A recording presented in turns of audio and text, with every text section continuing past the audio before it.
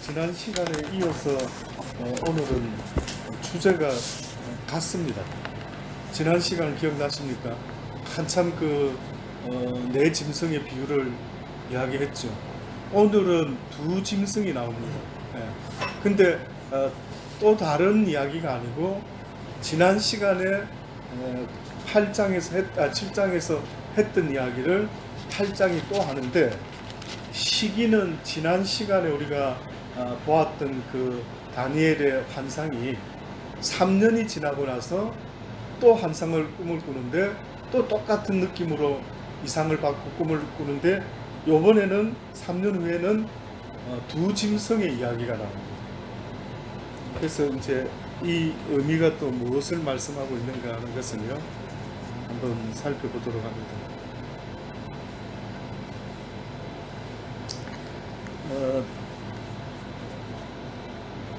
이 이상을 먼저 이야기하기 전에 이 8장에서는 어떤 면에서는요, 결론 부분을 생각할 때는 어떤 시작을 말할 수 있느냐 하면은, 한마디로 말하면 죄짓지 마십시오. 죄짓지. 나중에 마지막 때에 사람들이 죄를 짓게 되고 또 악한 자가 나타나게 되고 또 그들로 말미암아 하나님의 성소가 더럽혀지고 또 여러 가지 하나님을 대적하는 일들이 일어날 텐데, 이런 삶 가운데서 너희들이 죄짓지 아니하고 너희의 순전한 믿음을 지켜야 된다라고 말하고자 하는 게 바로 이 지금 8장의 이야기입니다.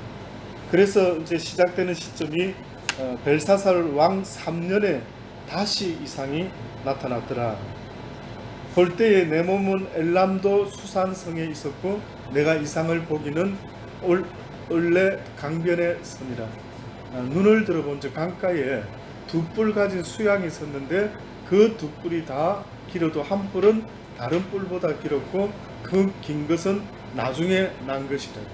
이 두 뿔 이야기, 수양 이야기는 어느 나라냐면 지난 시간에도 우리가 보았던 메대와 페르시아입니다. 지난 시간에는 2장에서는 양팔 가슴으로 비유가 됐죠. 양팔과 가슴, 큰 신상 중에 양팔과 가슴 쪽에 그 나라가 메대와 페르시아였는데,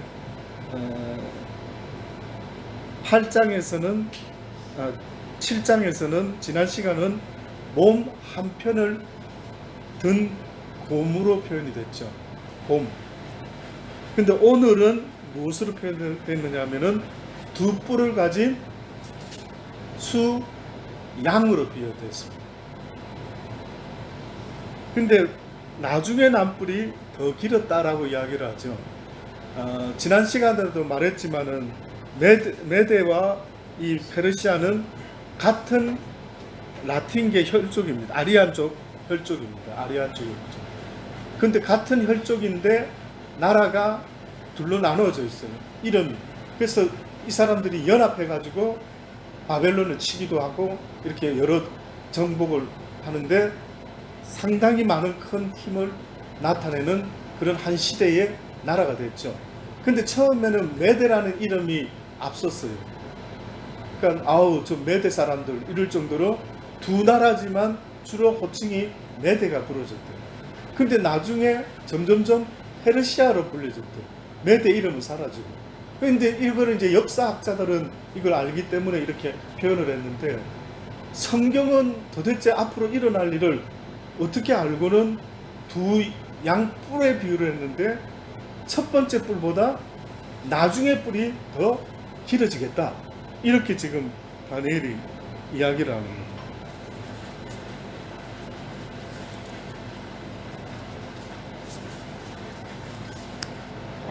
그래서 이제 이 나라가 보니까요, 어떤 일을 하는지를 설명합니다. 4절에 내가 본즉 그 수양이 서와 북과 남을 향하여 받으나 그것을 당할 짐승이 하나도 없고 그 손에서 능히 구할 리가 절대로 없으므로 그것이 임의로 행하고 스스로 강대하여졌다. 여기 보니까 서쪽과 남쪽과 북쪽을 친다고 했어요. 그럼 무슨 말이냐면은 이 페르시아가 자리 잡고 있는 위치는 동쪽에 위치하고 있었어요. 그러니까 이 사람들은 이란 고원에 자리 잡고 있는 이 메디아가 주로 먼저는 서쪽 나라들을 정복하는 서방 공략을 시작합니다. 키루스에 의한 기원전 547년에 7년의 리디아 정복과 539년에 바벨로니아의 정복, 서방 공략이었고요. 그 다음에 기원전 525년경에는 지난 시간에도 잠깐 한번 언급했죠. 그 아들 캄비세스 2세라는 이 아들에 의해서 이집트와 에티오피아가 정복을 당하게 되는데 남방 공격이었어요. 남방 공격. 그리고 다리우스 1세에 의한 기원전 513년 수구디아 정복, 이것은 북방 공략입니다. 이렇게 지금 지난 시간부터 특히 역사 이야기를 많이 할 수밖에 없는 그런 상황. 왜냐하면 지금 이 다니엘이 무슨 환상을 봤냐면 앞으로 되어질 세계 정세를 이야기했기 때문에, 그럼 진짜로 이 정세가 이렇게 맞아떨어졌을까라고 할 때 이제 학자들이나 성서학자들이나 대부분 많은 이 지식을 갖고 있는 분들은 이게 이 나라를 말하는 거 맞겠구나. 특히 여기서 헬라를 언급하고 메대와 바사를 또 언급하는 거 보니까 틀림없이 그 시대에 일어났던 일 같아라는 것은 믿어 의심치 않고 공통적으로 설명을 하고 있습니다.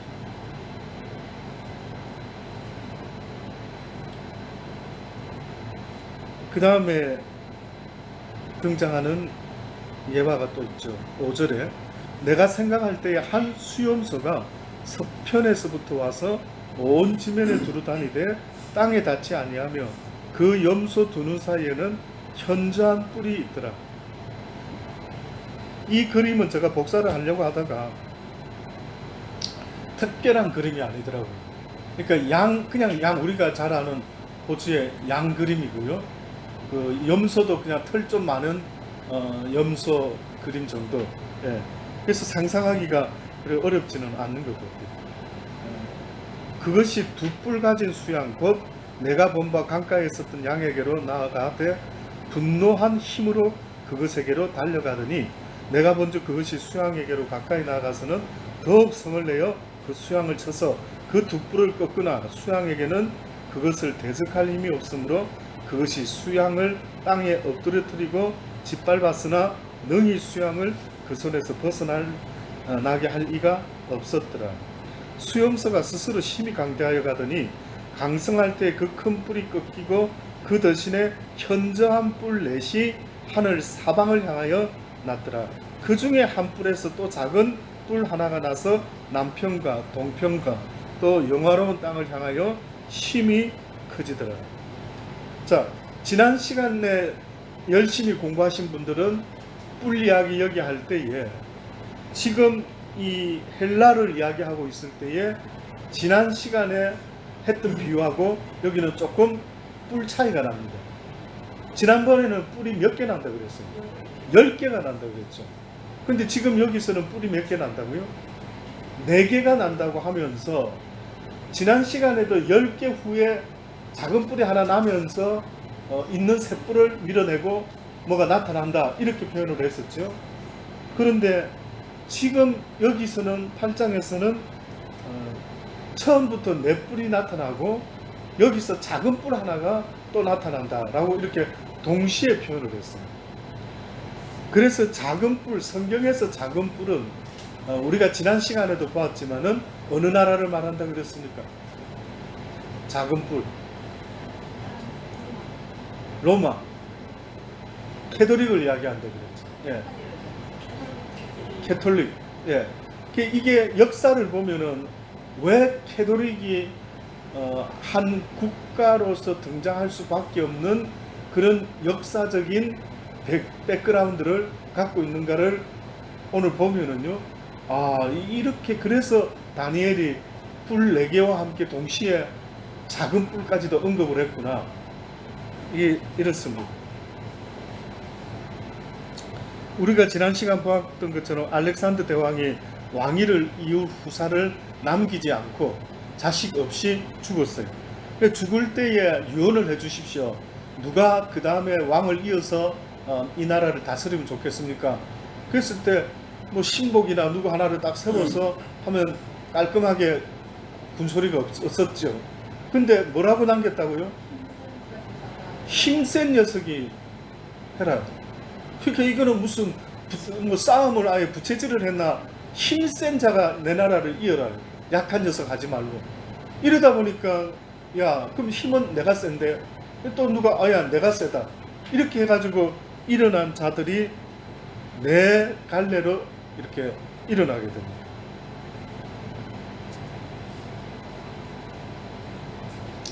남쪽은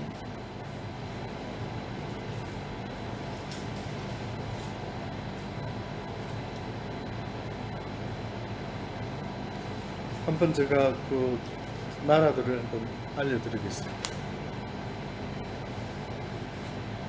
처음에는 작게 출발한 라틴 민족이 있었는데 라틴 민족의 나라 로마는 먼저 남방을 향하여 지중해 패권을 다투던 이탈리아 반도 남쪽 카르다고를 정복하고요.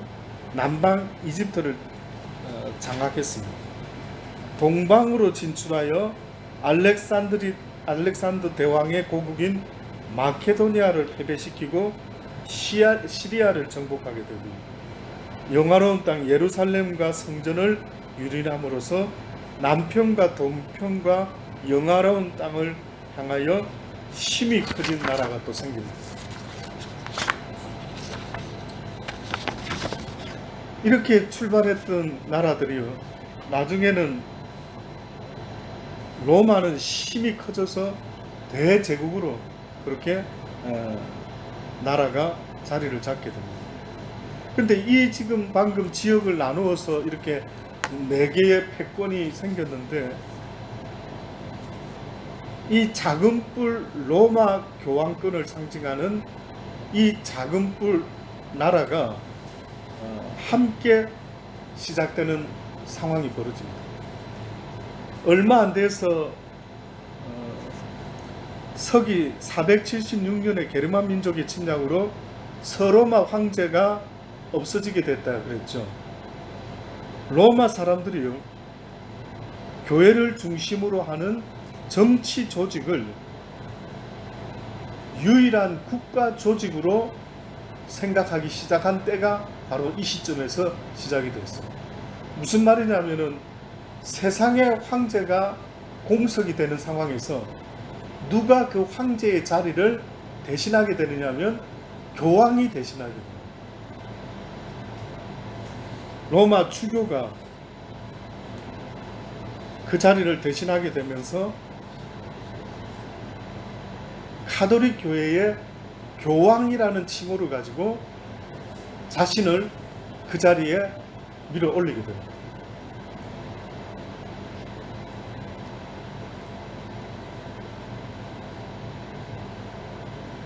그래서 어떻게 보면은 정치적인 나라 로마가 어느 순간에 거룩한 도덕적인 그런 어떤 종교적인 나라로 이게 분위기가 바뀌어져 버려요. 분명히 세상적인 나라로 세워졌는데 이 로마의 주교로부터 시작되었었다가 자기를 높이기 위해 교황으로 만들어서 했던 그 사람이 어느 순간에 그 로마의 통치자가 되어버립니다.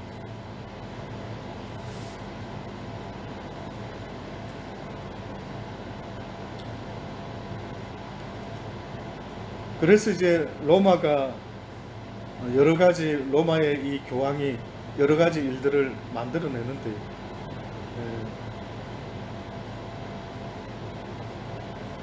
실제 이렇게 될 수밖에 없었던 그 일들은요. 로마가 200년 동안이나 이 유대를 그리스도교를 핍박을 했는데 근데 사실은 실패를 했어요. 아시는 것처럼 이 기간 동안에 기독교인들을 사자굴에도 잡아넣고 원형 경기장에서 막 잡아먹게 하고 사자로 하여금 막 수많은 순교의 피를 쏟았죠. 그러면 이제 겁이 나가지고 없어져야 되는데, 희한하게도 기독교인들은 분명히 무서울 텐데 안 없어지고 오히려 더 그 믿음을 지키고 그 순교의 피가 흐르고 나면은 더 많은 사람이 믿게 되는 거예요. 그러니까 어떻게 보면 사람들이 그렇게 느꼈겠죠.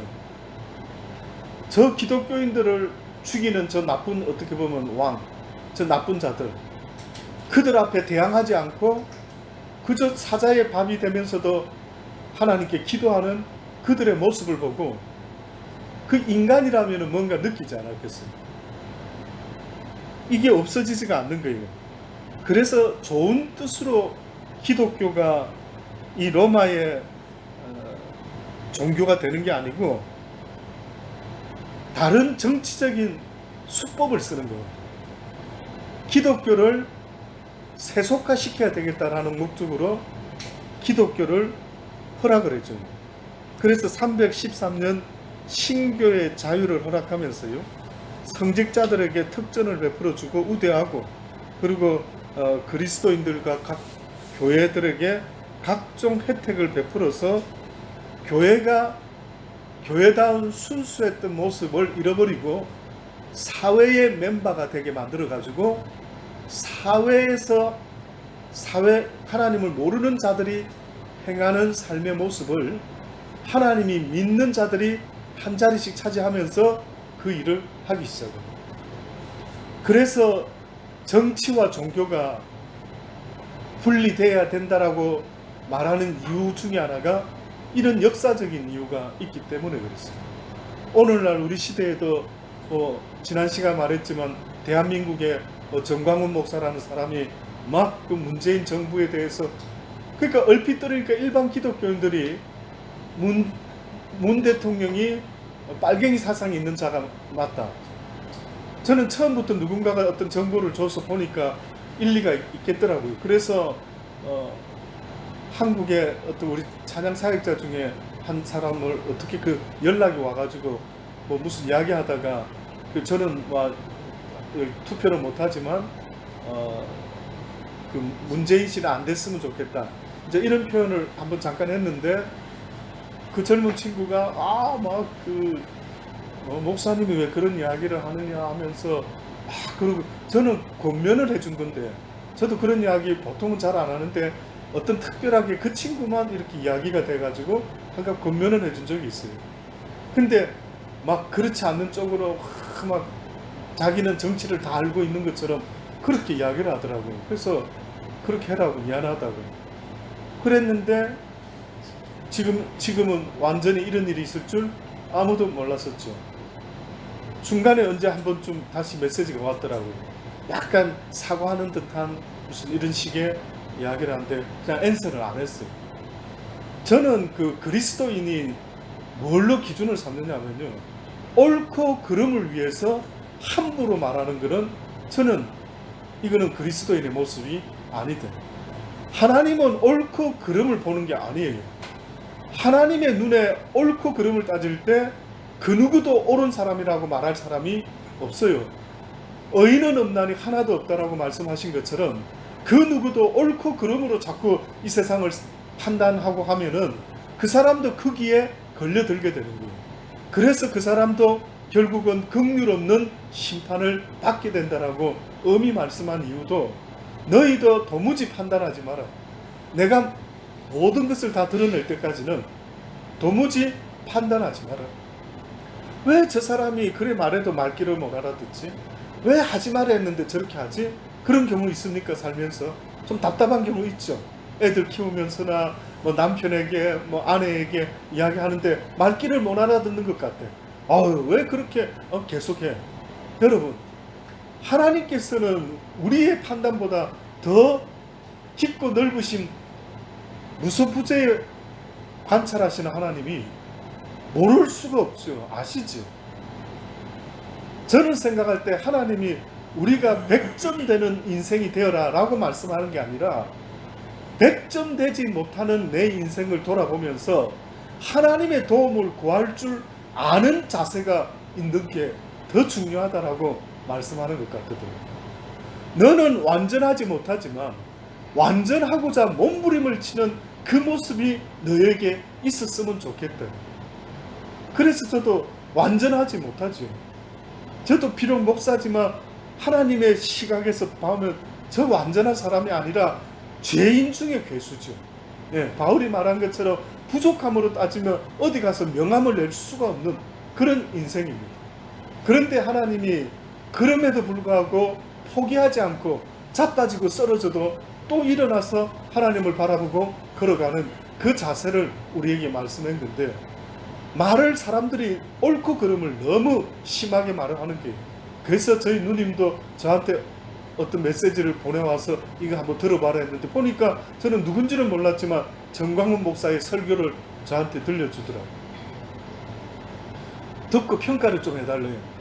근데 이분이 누군지나 잘 모르겠지만은 누님이 왜 이 사람을 나한테 보내서 뭘 말하고 싶었는지는 모르겠지만은 내가 들어보니까 이 사람의 설교 중에는 하나님에 대한 이야기가 전혀 없는 것 같다.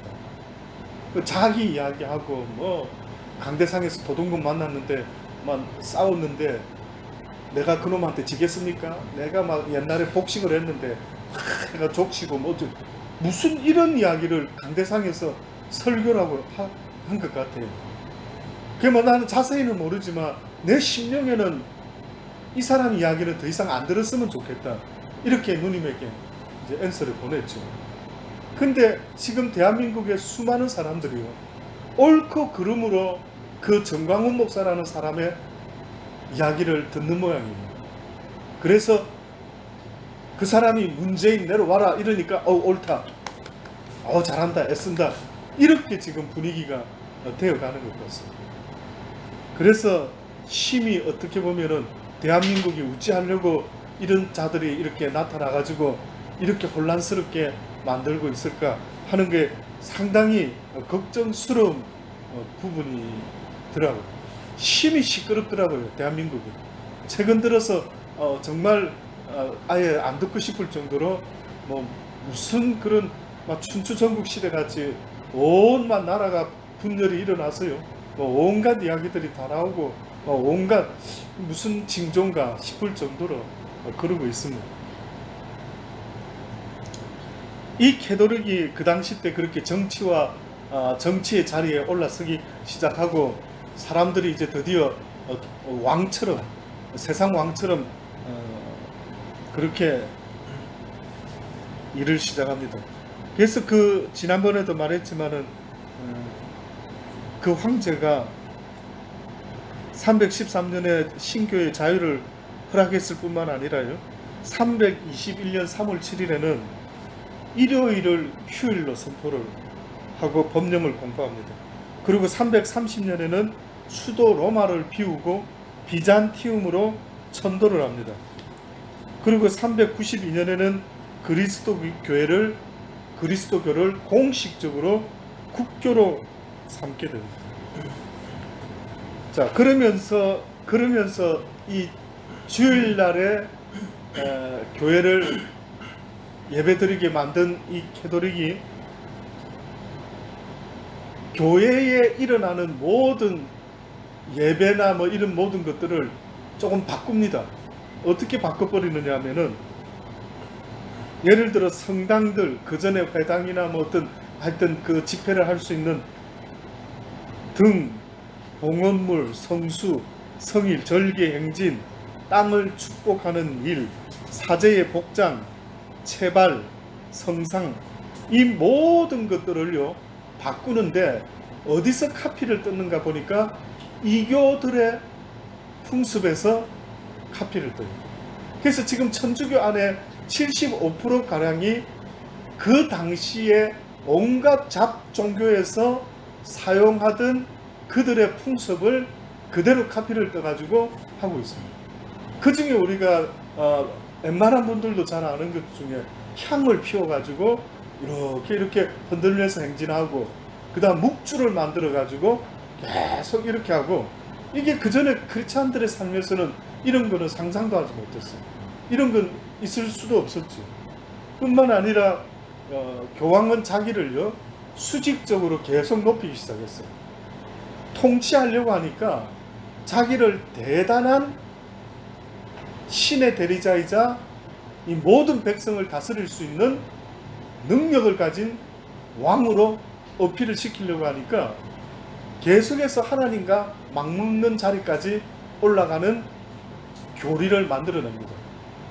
그래가지고 그 중에 우리가 잘 아는 것처럼 교황에는 죄를 사하는 권한을 갖고 있고, 그래서 고해 성사를 이제 하나님께, 예수님께 하지 말고 누구한테 해라고? 신부한테 직접 해라, 나한테. 그리고 또 뭘 만들어내냐면 마리아를 만들어냈죠. 마리아. 예수 그리스도 그분만이 우리의 중보자시요 하나님 그분만이 우리의 하나님이 되신데, 사람과 하나님 사이에 유일하신 중보자는 오직 예수 그리스도래. 그때에 만들어낸 게 바로 마리아 사입니다. 그 마리아도 그 아기를 안고 있는 마리아를 굳이 그렇게 만들어낸 것도 우리가 잘 아는 이세벨이라고 하는 가나안 땅에 그 여자를 값했던 거예요. 여자 신은 그 남편 신인 아벨인가요? 그 남편 신이 먼저 죽었죠. 그러니까 사람들이 신이 죽었는갑다 이래 됐는데, 그 와이프가 자기가 이제 남편을 이어서 그 일을 하는 신이 됐다라고 선포하고, 그 다음에 애를 낳았는데 얘가 바로 그 남편의 신이었던 남편의 후계자로 이 세상에 다시 인카네이션 했대. 이래가지고 그 이방신 섬기는 그 자들이 아기를 안고 있는 여자 상이 있었어요. 그런데 캐톨릭이 어느 날 그거와 똑같이 아기를 안고 있는 마리아 상을 만들어냈어요. 그래서 예수님께 중보 기도를 하는 게 아니라 이제 마리아께 해라. 그러면 마리아가 우리를 하나님한테 중보 기도 해줄 수 있다. 그리고 네 이름으로는 천국에 못 가니까 세례명을 하나 가져야 돼. 영세를 받으면 세례명을 가져라.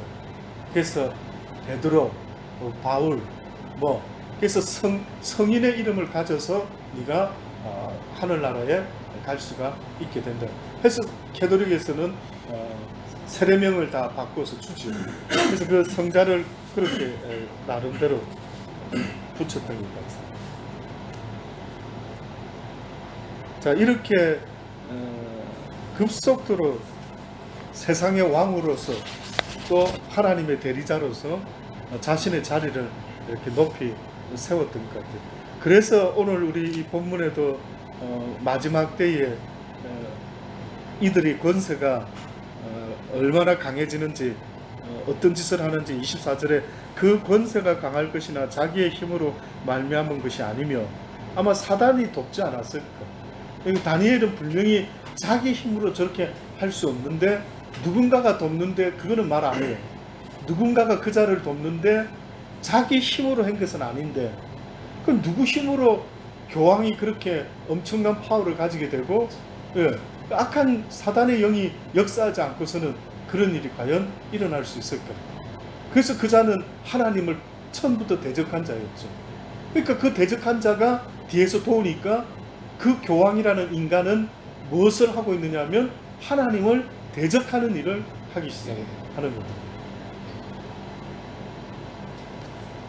그 권세가 강할 것이나 자기의 힘으로 말미암은 것이 아니며, 그가 장차 비상하게 하계를 행하고 자의로 행하며 형통하며 강한 자들과 거룩한 백성을 멸하게 될 것이다.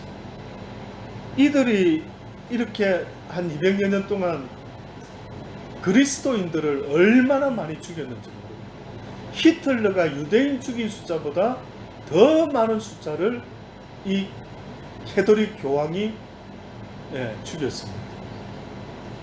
그러니까 당시에 성령의 역사를 통해서 하나님의 그 뜻을 쫓아서 방언도 말하고 그 예언적인 예언 사역도 하고 막 이랬던 사람은 다 잡아 죽였습니다. 그러니까 그들은 그런 쪽하고는 머니까 지극히 하나님을 섬기는 모습이 이방신과 같이, 이방신을 섬기는 어떤 그 당시의 정치적인 것과 묶여 있는 그 모습으로 옛날에 그 정치하는 자들이 신녀가 있었죠. 신녀, 무당. 늘 물어봅니다. 언제 전쟁하면 좋겠냐, 이기겠냐, 어떻게 꼭 물어보고 나가고 그런 식의 시대가 있었던 그때에 어떻게 보면은 이 캐톨릭은 그런 식으로 성장을 했던 것 같아요. 그래서 그들이 자기들이 아닌 성령의 역사가 일어나는 사람들을 다 잡아서 마녀 사냥을 하면서 죽인 그 역사의 이야기가 아마 그렇게 나온 것 같습니다.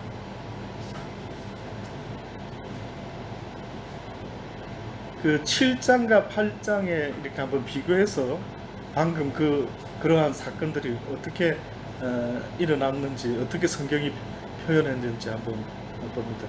방금 보았던 그 말씀 전에 8장 10절에 보면 그것이 하늘 군대에 미칠 만큼 커져서 그 군대와 별 중에 엿을 땅에 떨어뜨리고 그것을 짓밟았다 그랬죠. 그러니까 굉장히 이 캐톨릭의 파워가 굉장하게 커지는 모양이에요. 예. 어느 정도가 아니고 하늘에 미칠 만큼 커지고 군대와 별 중에 몇을 땅에 떨어뜨리고 그것을 짓밟는.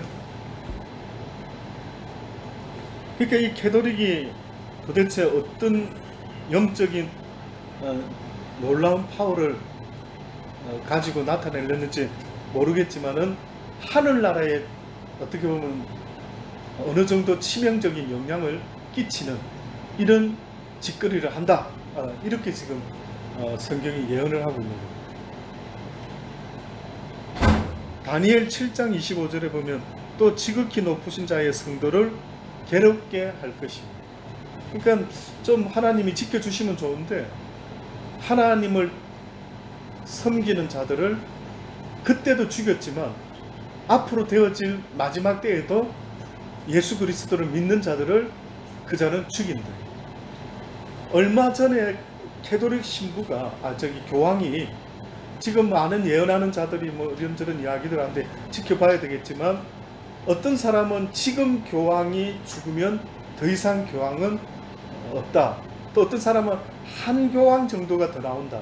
이렇게 예언하는 사람도 있긴 했어요.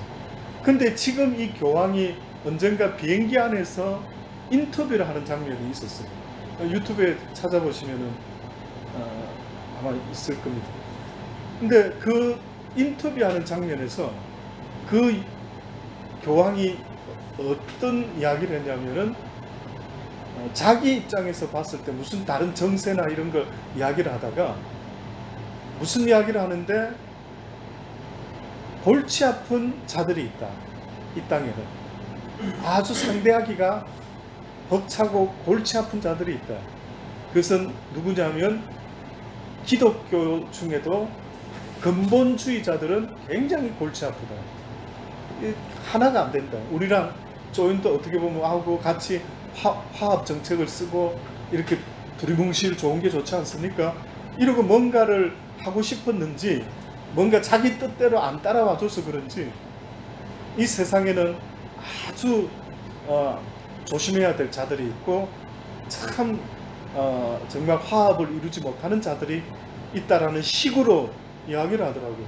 그 무슨 이야기를 하려고 저렇게 이야기를 하나 봤더니만 근본주의 기독교인들, 하나님의 말씀을 고지고대로 믿는 자들, 융통성 없이 믿는 자들, 이 자들은 상대할 수가 없는 자들이에요. 만약 그런 교황이 언젠가 어떤 파워를 더 쥐게 되면은 어떤 일이 벌어질까요? 바로 그러한 자들을 다 쳐낸대요. 유일하게 세상에서 사단이가 누군가에게 파워를 줬다는 것은 한마디로 말하면은 기독교인을 없애는 일입니다. 하나님 믿는 자들을 하나님을 싫어하는 것처럼 하나님을 믿는 자들을 다 없애버려요. 여러분은 하나님을 믿는다라고 하는 그거 하나만으로도 그 믿는 형제들에게 소자 하나에게 함부로 하지 말아라 하십니다. 냉수 한 그릇도 대접하는 걸 내가 잊지 않겠다 할 때 그때 작은 자는 교회 밖의 자가 아니고 교회 안에 있는 형제들 가운데 먼저 돌아보라라고 그렇게 말하는 거예요.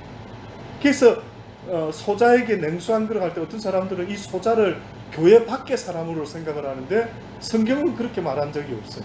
성경은 이미 그것을 언급해놨어요. 교중 안에 있는 자들, 너희 형제라 부르는 자들, 이들 중에 네 눈에는 교회 다니긴 하는데 아유 세상적으로 가난하고 뭐 보잘것없고 이런 자들이 있다고 해서 무시하면 안 된다. 함부로 욕해도 안 되고 나가라라고 말해서도 안 된다. 살인하는 것 같다고. 그렇게 할 바에는 네 목을 연자맷돌에 메고 깊은 바다에 빠지는 것이 오히려 더 낫다. 이렇게까지 말을 해요. 형제를, 자매를 실족시키는 일. 아무리 부족한 거 많이 있어도요, 하나님을 그래도 믿고 있는 그 사람을 갖다가, 그 아이들을 갖다가 함부로 대하면 안 됩니다. 내 눈에 봤을 때는 부족함 많다라고 볼 수 있겠지만, 그러나 성경은 분명히 말했어요. 그 소자를 함부로 대하지 말아요. 그래서 이것이 어떻게 보면 우리가 신앙생활 할 때에 뭐 대단한 뭐 선교를 하고 미션을 하는 것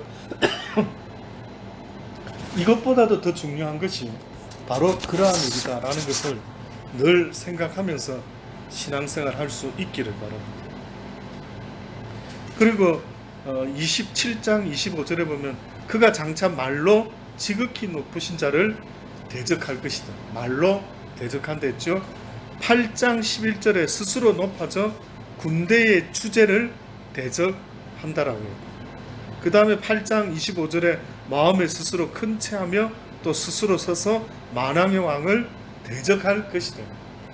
결국 하나님을 대적하는 그런 말을 하고 그런 짓을 할 수 있는 자는 이 세상에 유일하게 어떻게 보면 교황밖에 없어요. 왜? 자기가 하나님이니까. 자기가 육신을 가진 하나님으로 스스로 만들어놨기 때문에 그렇게 보는 겁니다. 그리고 7장 25절에 그가 또 때와 법을 번개코자 할 것이며 성도는 그의 손에 붙임 바 되어. 8장에 백성과 매일 드리는 제사가 그에게 붙임 바 되고 그것이 또 진리를 땅에 던진다. 때와 법을 바꾼다. 때와 법을 변개코자 한다. 지난 시간에 10계명에 2계명을 바꿨다 그랬죠. 뺐다 그랬죠.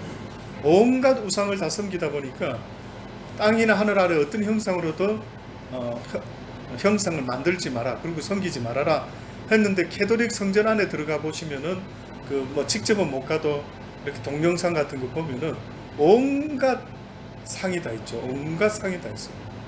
그래서 온갖 벽에다가도 어디에다가도 또 뭐 성전 앞에 그 지붕 쪽에다가도 막 성인들 모습도 막 제가 하여튼 어떻게 그렇게 하나님 외의 것들이 그래 많이 덕지덕지 있는지 그렇게 만들어 놨어요.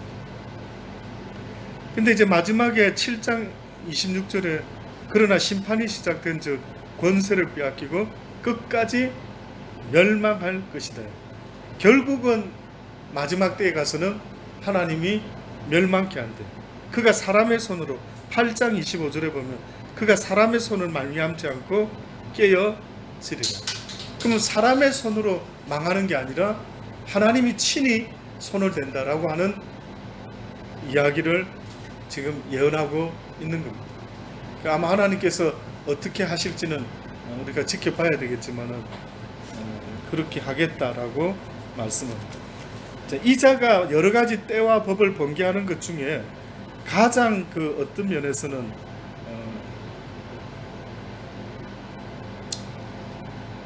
그 성전에 매일 드리던 제사를 폐하게 됩니다. 가장 기본적인 거죠. 그 성전에서 매일 드리는 이 제사가 다니엘 8장 11절에 이렇게 표현했죠. 또 스스로 높아져서 군대와 주제를 대적했는데 그에게 매일 드리는 제사를 제하여 버렸고 그의 성소를 헐었다라고 이렇게 구체적으로 이야기가 됐죠. 여기서 매일 드리는 이라고 하는 이 히브리 원어는 타미드라고 하는 단어를 썼는데 언제나 계속적으로 주님 오시는 그날까지 어떻게 보면 성전에서는 하나님께 제사가 드려져야 됩니다. 근데 이 제사는 피의 제사를 말한 게 아니고 예수 그리스도를 찬양하는 찬미의 예배, 찬미의 제사를 하나님께 드려야 된다라고 말한 것인데 이들은 그렇지 않았던 겁니다. 그들이 미사를 드린다라고 했던 것도 바로 이 제사를 의미합니다. 제사. 그러니까 그들은 예수 그리스도의 그 제사를 예배를 드리는 게 아니라 여전히 예수를 인정하지 않다 보니까 어떤 면에서는 그 피의 제사, 그 제사를 드리는 교회로 이름을 어떻게 보면 예배를 바꿔버렸어요. 그래서 미사 드린다라고 하는 거예요. 그 미사가 바로 그 뜻입니다. 그러니까 미사라는 단어도 별거 아닌 것 같지만은 우리는 예수 그리스도께 예배 드리는 게 아니고 그 제사를 드린다. 그래서 예수 그리스도께 드려야 되는 제사를 폐하여 버리고 범기하고 이렇게 신학적으로 교묘하게 해가지고 그렇게 그리스도인들을 하나님 앞으로 나가지 못하는 악습을 만들어내고 있다라고 볼 수가 있습니다. 뭐 여러 가지 이루 말할 수 없는 많은 이야기들이 전해지죠. 그들이 성찬식 할 때에 빵과 포도주가 사제가 이래 축도를 하면은 바로 그 자리에서 예수님의 몸과 피가 된다. 그래서 그거를 화채설이다라고 이렇게 변화를 일으킨다. 신부가 기도 한번 하면은 이거는 실제 예수님의 살과 피로 바뀌어진다. 이렇게 이야기를 또 가르치고 있습니다. 그러니까 성도들이 그 캐도릭에 있는 사람들은 특별히 뭘 모르고 그냥 착한 마음으로 하나님 하나 이렇게 바라보고 갔는데 거기서 가르쳐 주는 것은 전부 다가 교황을 이렇게 섬기게 만드는 이런 교리로 다 바뀌어져요.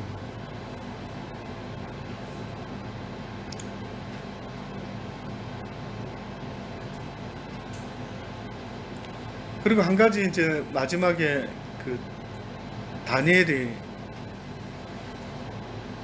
이런 이야기를 주고받게 됩니다. 첫째 먼저는 14절에 그가 내게 이르되 2300주야까지니 그때의 성소가 정결케 함을 입으리라. 2300주야라 했을 때 성경에는 천지를 창조할 때 저녁이 되고 아침이 되니 이게 하루가 되는 거죠. 근데 이런 식으로 날짜를 지금 말을 하는데 2300주야. 근데 이거를 하루를 1년으로 잡아서 이야기를 합니다. 1년으로 잡아서 보는데 2300주야. 그리 되면은 다니엘의 예언한 날로부터 2300년 후에 세상의 끝이 올 수도 있다라고 보는데 묘하게도 끄트머리에 가가지고 이 이야기를 봉인해라 그래요. 날짜 이야기는 봉인해라. 왜 그랬을까? 딱 정확히 오시면 안 될까 했을 때 날짜는 대충은 잡혀 있는 것 같은데 마지막 때에 준비되지 않는 자들 때문에 주님이 또 기다려주고 또 기다려주는 약간의 변수가 있어서 그런 게 아닐까. 그런 생각도 한번 유추를 해봐요. 왜냐하면 저희가 1999년도 지내보셨죠. 그때 뭐 말이 아니었죠. 막 이제 마지막 하나님 오신다, 노스트라다무스도 이야기했다, 뭐 온갖 예언들을 다 끌어모아 가지고 이때 무슨 일이 일어날 것이다, 막 이렇게 했는데 뜻밖에도 2000년도가 넘어갔죠. 그러니까 사람들이 또 다른 이야기를 찾고 이야기를 찾는데 또 어떤 자의 예언의 이야기에서 또 2020년 이야기도 있어요. 2020년. 2020년 때에 뭔가 어떤 징조의 사인이 있게 될 것이다 라고 하면서 원래는 하나님이 어떤 사람은 그런 말도 하죠. 1999년도 하시려고 했는데 준비된 자가 너무 없었대요. 그래서 좀 더 기간을 연장하면서 주님이 우리에게 모든 자가 할 수만 있다면 구원받을 수 있도록 기다려주고 연장시키고 있는 이 은혜의 때인 것을 왜 알지 못하는 거예요. 벌써 심판의 때가 끝이 나야 되는데 지금 주님이 너무나 준비된 자가 없기 때문에 또 기다려주고 있다. 옛날에는 또 한동안 한국에 전쟁이 일어난다는 이야기가 많았어요. 그 어떤 또 예언자가 한국에 전쟁이 일어날 것 같아 안 됩니다. 막 중보기도 하고 사람들이 막 여러 가지 이제 일이 있었죠. 근데 이제 하나님한테 왜 그곳에 우리의 부모 형제 크리스찬들이 많이 있는데 어떻게 그렇게 하나님 전쟁을 일으키시면 너무 많은 사람이 죽을 텐데 안타깝다고 이야기를 했어요. 그때 뜻밖에도 어떤 예언자가 그런 글을 써놓은 걸 제가 보면서 이거는 상당히 성경적이다. 어떤 성경적인가 보니까 주님은 어떤 계획을 갖고 계시는가 보니까 너희들이 나를 부를 때, 내 앞에 나올 때 죽음을 앞에 두고 나를 찾지 않는다라는 거예요. 전쟁이 일어나가지고 곧 죽을 수도 있겠나, 이 전쟁통에 내가 총 맞아 죽겠구나, 적군에게 죽겠구나, 이럴 때 주님을 찾는 마음은 간절한 거예요. 너무 간절한 거예요. 살고 싶어서. 그런데 그런 전쟁이 없다 보니까 그렇게 간절하게 주님께 나오는 자들이 없다라고 하는 말씀. 수요일 날 나올 때도 우리는 그런 마음으로 나오는 경우가 쉽지 않죠. 그냥 오늘 가야지 수요 예배, 예를 들어. 그러다가 또 누가 바쁜 일 있으면 또 그것도 하고 다음 주 가지 뭐. 또 주일 날도 다음 주에 가지. 우리 보통 그렇게 합니다. 하나님 편에서 봤을 때는 안타까운 거예요. 예배에 목숨을 거는 자가 어디 있느냐? 너희가 피 흘리기까지 영적 싸움을 싸운 자가 있느냐 물어보시면 없는 거예요. 거의 없는 거예요. 그렇게 예수 믿는 거는 아주 비상식적인 그런 거죠. 그래서 예수를 믿어도 그냥 적당히 믿어야지, 그런 비상식적으로 믿는 거예요. 항상 우선순위를 두고 그러지 못할 때 하나님께 죄송한 마음과 이런 게 있어야 되는데 전혀 당연하듯이 그럴 수 있지. 이거는 하늘과 땅 차이의 마음 자세들. 그래서 하나님은 어떻게 보면 우리의 마음이 하나님을 간절히 찾고 구하는 그 전쟁이 있어야만이 그래도 그 중에 한 사람이라도 건진다. 안 그러면 다 죽는다. 안 그러면 다 죽고 천국에 들어올 자가 한 사람도 없게 되는데 내가 어찌하여 그 일을 하겠느냐. 그래서 어떤 면에서는 전쟁을 일으켜서라도 하나님을 간절히 찾고 구하는 자 한 영혼도 건지고 싶다. 이것이 하나님이에요. 그러니 오히려 평화롭다 할 때에 오히려 하나님이 주시는 고난과 고통이 있다면은 그거를 타고 하나님의 보좌까지 서핑해서 가듯이 가야 된다. 큰 파도를 기다렸다가 서퍼들이 타고 백사장까지 들어가는 것처럼 그리스도인들은 내 삶에 고난이 없으면 내가 그렇게 기도하겠습니까? 예? 저도 이 신장이 안 좋아지고 나서 한동안은 저녁에 잠을 잘 못 자요. 지금도 이어서 잠을 자는 시간이 서너 시간이면은 더 자고 싶어도 못 자요. 왜 그런지 모르겠어요. 그 이유는 저는 모르겠어요. 또 깨게 되고 그래서 혼자서 몸부림을 치고 무릎 꿇었다 기도하다가 침대에 걸터 앉아서 기도하다가 또 책상에 앉았다가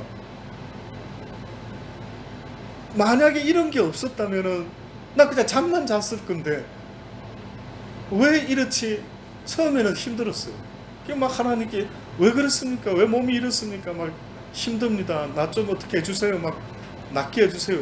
했는데 요즘은 그런 기도보다는 주어진 여건 속에서 내가 무엇을 해야 될지를 생각해보죠. 그래서 기도하자. 일어난 김에 기도하자. 또 기도하고 애를 쓰고 하나님 찾고 부르고 몸부림을 친다. 알았어요. 제가 그런 일이 없다면 내가 하나님을 이렇게 간절히 찾을 수 있을까? 병원에서 아플 때 기도하는 거 얼마나 간절하게 하는지 모릅니다. 예. 그건 뭐 간절히 안 될 수가 없죠. 너무 아프고 힘드니까 의사를 찾는 게 아니고 하나님을 찾게 되더라고요.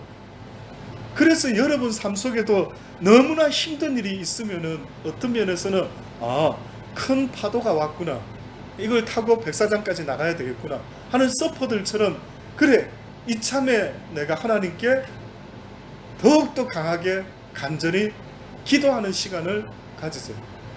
이런 때 아니면 내가 언제 기도를 할 수 있겠느냐. 여러분, 고난 없이는 기도할 길이 없어요. 그래서 사도 바울도 어떻게 보면은 그 좋은 천국 보고 듣고 뭐 했으면은 그의 믿음이 거기에서 이렇게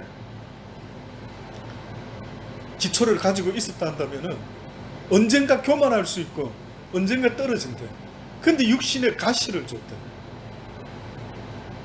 그는 가시를 볼 때마다 나의 연약함을 보았고, 그래서 온전하신 하나님을 바라볼 수밖에 없었고 도와주십시오라고 부를 수밖에 없는 그런 입장이 돼요.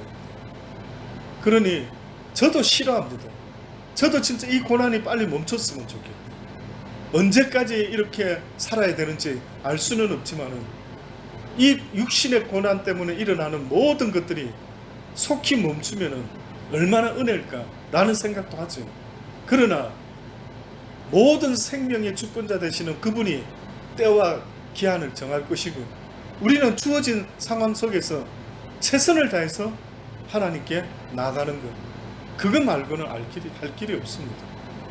그 주변에 누가 어떤 사람이 그걸 방해하는지는 몰라도 우리는 계속해서 기도를 멈추지만 않으면 승리할 수 있다. 기도가 멈춰지면 그건 져버린다. 왜? 사단은 결국 기도하지 못하게 우리를 막기 위해서 한 거기 때문에 그래요. 그래서 한 2300 주야라 했는데 한 2300년 후쯤, 정확한 날짜는 모릅니다만은, 그러나 아까 말씀드린 대로 한때는 1999년 멸망, 또 요즘은 2020년 드디어 멸망의 징조가 시작될 수가 있다. 그래서 그 멸망의 징조 중에 하나가 그 일루미나티들이 쓰는 카드에 일본 도쿄가 무너지는 그 그림이 있어요. 어떻게 일본 도쿄인 줄 알았느냐 하면 그 일본 중앙에 있는, 도시 중앙에 있는 시계가 거기 이렇게 같이 그려져 있고, 그리고 망하게 되네. 근데 이거를 해석을 이게 언제쯤이지 이러고 있는데 그 시계의 시간도 뭐 2시인가 돼 있다던가요. 뭐 하여튼 어떤 식으로 돼 있는데, 그 요번에 일본에서 올림픽이 열려요. 금년에.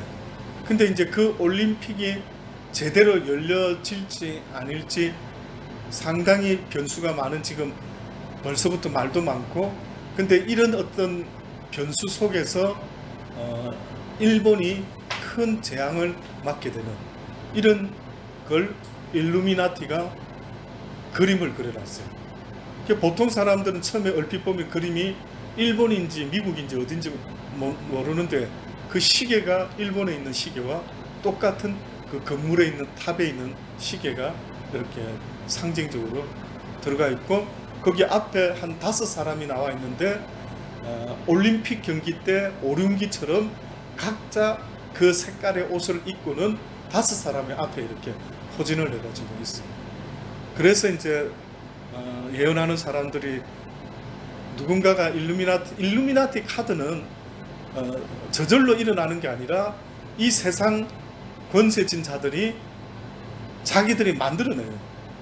그 재앙을 만들어내가지고, 알아, 우리가 한다 하면 하지 해서 세상에 그 재앙을 일으키고, 거기에는 막 조류독감 같은 이런 그림도 있고요. 여러 가지 이런 메시지들을 많이 하고는 있습니다. 그래서 어쨌든 그런 어떤 마지막 때에 하나님이 내버려 두는 이유가 아마 그런 마지막 때 공수 권세 잡은 자들의 그 짓거리를 깨어있는 자들아 보아라, 이 어떤 일이 벌어지는지 좀 보아라 라고 하는 그런 하나님의 뜻이 있지 않을까 그래서 너희들은 그런 때가 되면은 정신을 차리라라고 하시는 게 바로 그것 때문에 그래요. 그래서 때를 따라 양식을 나눠줄 자가 누구냐? 마지막 때에 내 종들 가운데 성도들에게 때를 따라 양식을 나눠줄 자, 이런 표현이 있죠, 성경에. 얼핏 들으면 때를 따라가 무슨 의미가 있는가라고 생각하는데, 그것은 그 시대마다 일어나고 있는 징조를 이야기해주는 종을 이야기해요. 성경 이야기만 하고 앉아있는, 미안하지만 그것도 중요하지만 그렇게 말하지 않으신 거예요. 그러니 때의 징조를 보고 거기에 맞는 이야기를 외쳐줘야 된대요. 그래서 정신 차려야 된다, 깨어라. 그게 답답하니까 주님이 뭐라고까지 말합니까? 너희가 하늘이 저녁에 불그스름하고 이러면은 내 날씨 좋겠는데, 이렇게 천지를 보고도 대충 어떤 일이 일어날 거라는 걸 추측을 하면서 왜 시대의 징조를 보고는 분별을 하지 못하느냐? 그러면 결국은 주의 종이라는 입장에서는 나름대로 깨어서 되어지는 시대를 보면서 그 징조를 어떻게 해요? 이야기해 줄 수도 있어야 돼요. 그런 사명이 어떻게 보면 외쳐주는 파수꾼의 사명이 있대. 그냥 성경 공부, 바이블 스터디 이거로 끝나는 건 아니대. 우리는 바이블 스터디 하러 교회 오는 게 사실은 엄밀하게 말하면 아니죠. 어떤 면에서는 이 시대에 깨어서 경성함으로 내가 잠자고 있지 않는 자의 모습이 돼야 된다. 잠 안 자는 그리스도인이 되려면은 뭐 어떻게 하면 되는데? 성경 많이 하면 잠 안 자고 깨어 있습니까? 아니라. 깨어 있는다라는 것은 뭔가 위급한 일이 있음을 감지해가지고, 어머, 나 지금 자면 안 되는데 이거 어떻게 내가 자면 안 되지? 이럴 때 깨어 있죠. 이럴 때.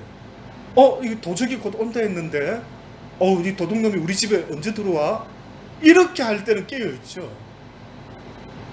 신랑이 곧 온다 했는데, 느낌이 곧 올 것 같은데, 신랑이, 그러면 조금 더 기다려야지. 이럴 때 기다리죠. 근데 성경 말씀 많이 배우고 제자반 공부 열심히 하고 그러고 나서 깨어 있어야지. 깨어지지가 않는 거죠. 그러니 그걸 아시는 주님이 때와 시를 쫓아서 되어지는 세상의 이야기를 해주어라. 내 먹고 사는 이야기를 해주라는 게 아니고, 내 그냥 일반 세상 정치 이야기를 해주라는 게 아니라, 주님의 발자국 소리가 어떻게 지금 가까이 다가오고 있는지를 알려줘라라고 하는 그런 말씀이 되지 않겠습니까? 그래서 사랑하는 여러분, 저도 계속 길을 열어놓고 주님이 또 어떤 메시지를 주시든 간에, 또 어떤 글을 읽게 하시든지 간에, 그래서 그 말씀을 붙잡고 또 기도하면서요, 또 오늘 이런 시간에 이렇게 말을 할 겁니다. 대예배 때는 말하기가 좀 그래요. 근데 수요일 날에는 또 이런 이야기가 조금 그래도 자연스럽게 이런저런 이야기들을 할 수 있는 것 같습니다. 그래서 수요일 날 오시는 분들에게 특히 하나님의 은혜가 더 있으시기를 간절히 바랍니다. 마지막으로 성경에 있는 두 군데 말씀을 전합니다. 계시록 14장 7절에 보면은 그가 큰 음성으로 가로되 하나님을 두려워하며 그에게 영광을 돌리라. 이는 그의 심판하실 시간이 이르렀음이니 하늘과 땅과 바다와 물들의 근원을 만드신 이를 경배하라 하더라. 마지막 때에 분명히 때가 있다고 했어요. 우리 인간을 만드신 하나님은 그냥 마음대로 살아라고 우리를 만든 게 아니라 심판이 있다라고 분명히 말했어요. 그러면 심판이 있다라는 것은 마음대로 살아서는 안 된다라고 그렇게 말하는 겁니다. 여러분 잊지 마세요. 여러분이 아무리 스타일이 나는 목사는 그렇습니다, 그래서 막 이런 스타일 안 돼요. 그런 스타일이 필요한 게 아니라 주님이 요구하는 스타일로 바뀌어져야 된다. 이것이 그분의 심판 앞에 설 수 있는 유일한 모습이 된다. 잘 안 된다 하더라도 포기하지 않고 날마다 나를 쳐서 복종시키는 모습. 로마서 14장 10절 마지막입니다. 내가 어찌하여 내 형제를 판단하느냐, 어찌하여 내 형제를 업신여기느냐. 우리가 다 하나님의 심판대 앞에 서리라. 형제 자매 판단하지 말았지. 판단은 누가 한다고요? 하나님이 하십니다. 왜 내가 이런 남편하고 결혼했을까? 내가 왜 이런 아내하고 결혼했을까? 내가 왜 저런 사람하고 저렇게 만나서 비즈니스를 하게 됐을까? 모든 것들의 결정은 누가 한다고? 하나님이 그 가운데 우리의 믿음을 세우기 위해 하는 겁니다. 결국은 저와 여러분의 믿음을 먼저 세우시는 거예요. 그러니까 가장 지혜로운 사람은 남의 믿음을 걱정하지 말고 내 믿음이나 걱정해라는 거예요. 오히려 이런 남편 저런 아내를 만났다 하는 것은 내 믿음을 위하여 이런 악한 남편을, 이런 악한 아내를 만나게 해주셨구나. 내가 이런 악한 사람을 안 만났으면 별로 기도하지 않았을 텐데, 야, 이런 자를 만나가지고 내가 내 인생이 이렇게 고달프게 될 줄이야 누가 알았을까? 그래, 고달프게 만들어서 하나님이, 안 그러면은 기도하지 않으니까, 안 그러면 세상과 짝하여 그냥 그렇게 룰루랄라 살다가 죽어서 지옥 가는 것은 하나님이 원하는 게 아니다. 여러분, 그 하나님의 마음을 한번 헤아려 보세요. 얼마나 애절할까? 천국 보내고 싶은데 그냥 세상이 여기가 좋사오니 하고 그냥 여기서 평화롭다 이렇게 먹고 살아가고 있으니 하나님은 답답한 거지. 그 하늘을 바라보고 천국을 사모하고 빨리 이 세상에 정들지 않고 그분의 나라에 갔으면 하는 그 마음은 바로 그 고난을 통해서 만들어진다. 잊지 마시고 힘들더라도 기도함으로 지지 않는 영적 승리자가 되실 수 있는 저와 여러분 되기를 간절히 바랍니다. 고맙습니다.